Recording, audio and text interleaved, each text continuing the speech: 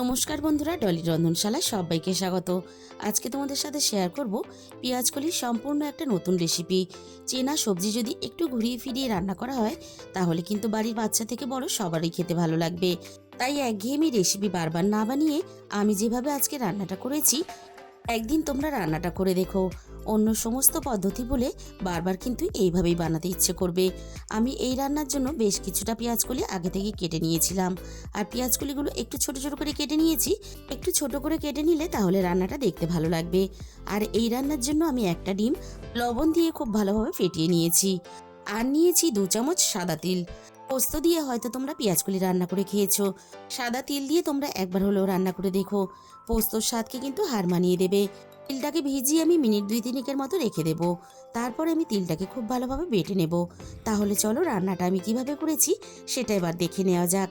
প্রথমে আমি এই রান্নার জন্য কড়াইয়ের মধ্যে 1 চামচের মতো সর্ষের তেল দিয়ে দিলাম। এবার আমি তেলটাকে খুব ভালোভাবে গরম করে নেব। তেলটা খুব ভালোভাবে গরম করে নেওয়ার পরে কেটে রাখা পেঁয়াজকলিগুলো ভাজার জন্য তেলের মধ্যে দিয়ে দেব। এবার আমি পেঁয়াজকলির মধ্যে স্বাদ মতো লবণ দিয়ে দেব।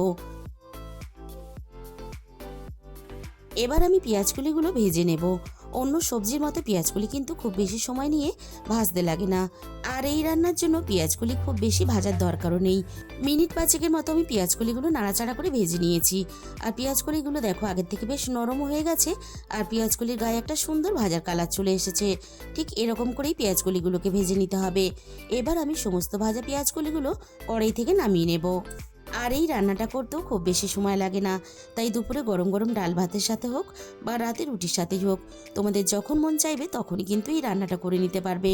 কড়াইয়ের মধ্যে যেটুকু তেল আছে এই তেলেই আমি ডিমটাকে ভেজে নেব। আমি এই রান্নাতে একটা ডিম ব্যবহার করলাম, তোমরা চাইলে কিন্তু ডিমের পরিমাণটা বাড়িয়ে নিতে পারো।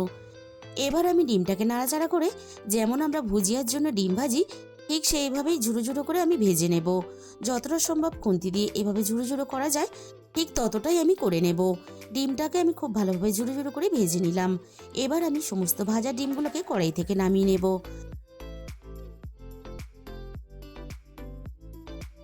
আর বন্ধুরা, দেখেই বুঝতে পারছো অল্প খরচেই কিন্তু দারুণ একটা টেস্টি রেসিপি তোমরা খুব সহজে বানিয়ে নিতে পারবে। আমি কড়াইয়ের মধ্যে আবারও প্রয়োজন মতো সর্ষের তেল দিয়ে দিলাম। তেলটাকে আমি আবারও খুব ভালোভাবে গরম করে নিয়ে এবার আমি ফোড়নে দিয়ে দেব অল্প একটু কালো জিরে। আর এখানে ফোড়নে দিয়ে দেব একটা শুকনো লঙ্কা কুচি। এবার আমি ফোড়নটাকে নাড়াচাড়া করে কয়েক সেকেন্ড ভেজে নেব, ফোড়ন থেকে সুন্দর একটা মিষ্টি গন্ধ বেরিয়ে আসা পর্যন্ত।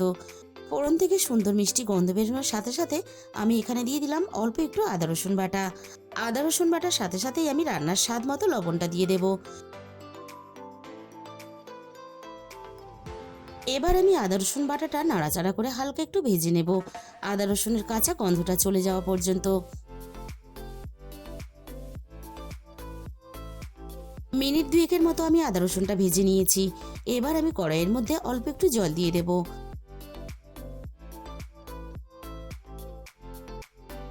এবার আমি একে একে গুঁড়ো মশলাগুলো দিয়ে দেব।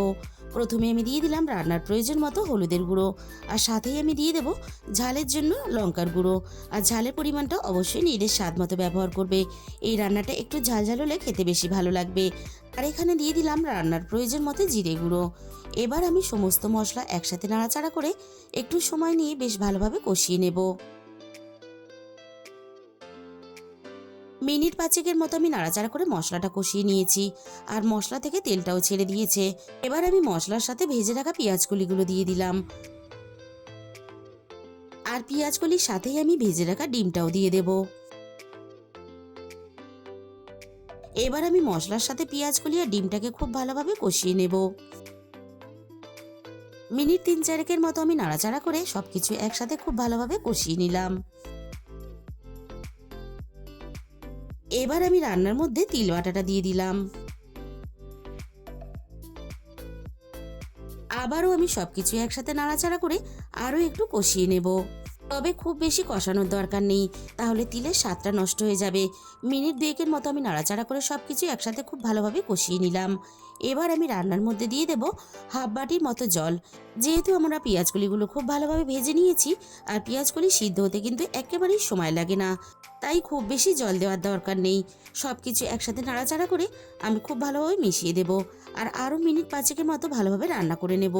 আর এই সময় কিন্তু গ্যাসের ফ্লেমটা মিডিয়াম টু লোতে রাখবে, তা না হলে তলা থেকে লেগে গিয়ে পুড়ে যেতে পারে। মিনিট পাঁচেকের মতো আমি রান্নাটা খুব ভালোভাবে করে নিয়েছি। এরকম একটু হালকা গ্রেভি রেখে রান্নাটা করলে তাহলে খেতে বেশি ভালো লাগবে। এবার আমি রান্নার মধ্যে অল্প একটু গরম মশলার গুঁড়ো দিয়ে দিলাম।